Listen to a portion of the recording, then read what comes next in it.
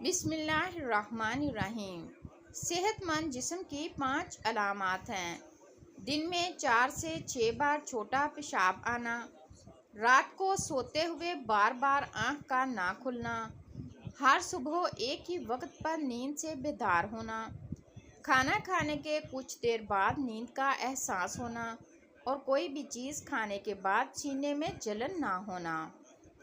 خوبصورت زندگی کی 5 علامات ہیں: اپنے آپ کو ہر وقت آزاد اور خود مختار سمجھنا، دوسروں کی بے لوث عزت و خدمت اور مدد کرنا، ہر شخص کو دیکھ کر بغیر کسی وجہ یا خوشی سے مسکرا دینا، بغیر کسی تفریق کے ہر شخص سے اخلاق سے بات کرنا اور اپنے ساتھ ہونے والے ظلم و ستم کو بھول کر ایک نئی زندگی جینا۔ بدقسمت انسان کی 5 علامات ہیں: سخت لہجے میں بات کرنا، غریبوں کو دیکھ کر طنزیہ الفاظ بولنا، فقیروں سے نفرت کرنا اور ان کو گالیاں دینا یا ان کو دھکے دینا، ماں باپ کی نافرمانی کرنا اور ان سے اونچی آواز یعنی چیخ کر بات کرنا اور ہر وقت سب کچھ ہوتے ہوئے بھی ناشکری کرتے رہنا یا رب کے شکوے کرتے رہنا۔ خوش قسمت انسان کی 5 علامات ہیں: نیکی کا کام کرتے ہوئے فخر نہ کرنا، تنگ دستی کے باوجود بھی سخاوت کرنا، مسافروں اور فقراء سے کھانے پینے کا پوچھنا، ہر وقت اپنے آپ کو دوسروں سے کمتر سمجھنا اور راستے پر چلتے ہوئے گری ہوئی کھانے پینے کی چیزوں کو اٹھا لینا۔ مہمان کے ساتھ زیادہ تکلف نہ کرو ورنہ مہمان رکھنے کو دشمن رکھو گے۔ صحت کے قوانین کی خلاف ورزی جسمانی گناہ ہے۔ اپنے متعلق کچھ نہ کہیے، یہ کام آپ کے جانے کے بعد ہو جائے گا۔ آپ خود کو دیانتدار بنانے کے بعد یقین کر لیں کہ دنیا میں ایک بے ایمان کی کمی ہو گئی ہے۔ سمجھدار کسی چیز میں خوشی نہیں پاتا کیونکہ اس کا حلال حساب ہے اور حرام عذاب ہے۔ نکمی سے نکمی بات کی حمایت کے لیے کوئی نہ کوئی حمایتی نکل ہی آتا ہے۔ دوسروں کی خدمت کرنا در حقیقت دنیا میں رہنے کا کرایہ ادا کرنا ہے۔ ڈگریاں در حقیقت تعلیم اخراجات کی رسیدیں ہیں، ورنہ علم تو وہی ہے جو عمل سے ظاہر ہو۔ ماں موت سے نہیں ڈرتی، اسے مرتے وقت یہ ڈر ہوتا ہے کہ اس دنیا میں اس کے بچوں کو اس جتنا پیار کوئی نہیں کرے گا۔ صحت سب سے بڑی ملکیت ہے، قناعت سب سے بڑا خزانہ ہے، اعتماد سب سے بڑا دوست ہے اور عدم ہونا سب سے بڑی خوشی ہے۔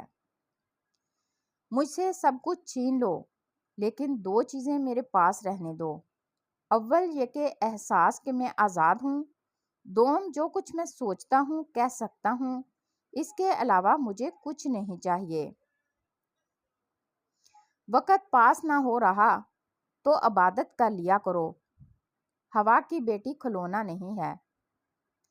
اقلیت اکثریت میں تبدیل ہوتی ہے، اقتدار چھنتی ہے اور پھر اقلیت سے نفرت کرنے لگتی ہے۔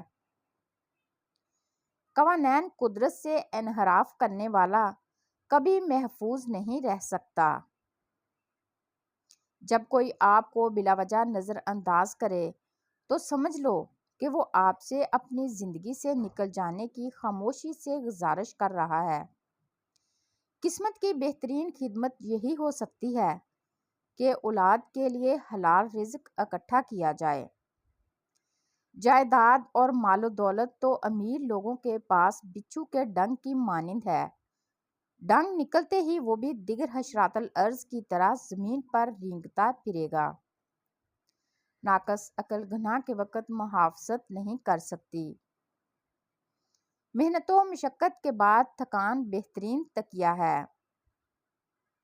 اگر تم معاشرے میں سب سے اچھا تعلق چاہتے ہو تو اس کی صرف ایک صورت ہے کہ بہت جاننے بوجھنے کے باوجود ہر ایک سے کچھ نہ کچھ سیکھنے کی کوشش کرو۔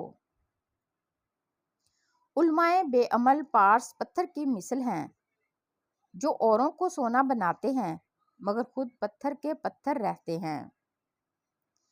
قدرت کی نیک ہدایت کی پوری پابندی پر انسان دنیا کو بہشت کی مانند پائے گا۔ کسی سے کتاب لینے کے بعد مشکل ہی سے اس کی واپسی کا سوال پیدا ہوتا ہے۔ جو شخص تمہیں تمہارے عیبوں سے آگاہ کرے اس سے بہتر ہے کہ جو جھوٹی تعریف سے تمہیں مغرور بنائے۔ جو کام تم خود کر سکتے ہو اس کے لیے دوسروں سے درخواست مت کرو۔ کوئی شیشہ انسان کی اتنی حقیقی تصویر نہیں پیش کر سکتا جتنی اس کی بات چیت پیش کرتی ہے۔ اپنی توہین و تذلیل اپنی زبان سے نہ کیجیے، اس موضوع پر بولنے کا حق آپ کے دوست ادا کریں گے۔ جس نے مخلوق سے کچھ مانگا وہ خالق کے دروازے سے اندھا ہے۔ ناقص پیشواں آخرت کی کھیتی کا ناقص تخم ہے۔ اپنی زندگی کی کتاب صرف مخلص لوگوں کے سامنے کھولیے، باقی سب تو بس جاننے کا تجسس رکھتے ہیں۔ اپنے پاؤں کو مضبوطی سے ان نشانوں میں لگائیں جو اس کے قدم نے آپ کے سامنے بنائے ہیں۔ دکھ کے پنچھی کو سر پر پرواز ضرور کرنے دو مگر اسے سر پر گھونسلہ بنانے کا موقع نہ دینا۔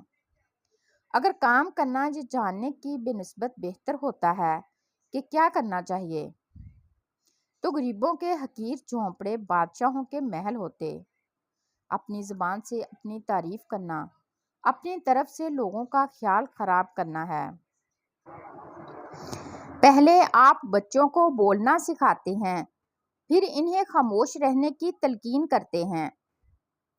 دوسروں کی خوشی اپنے غموں کو تازہ کرتی ہے اور غم اپنے غموں کو ہلکا کرتا ہے۔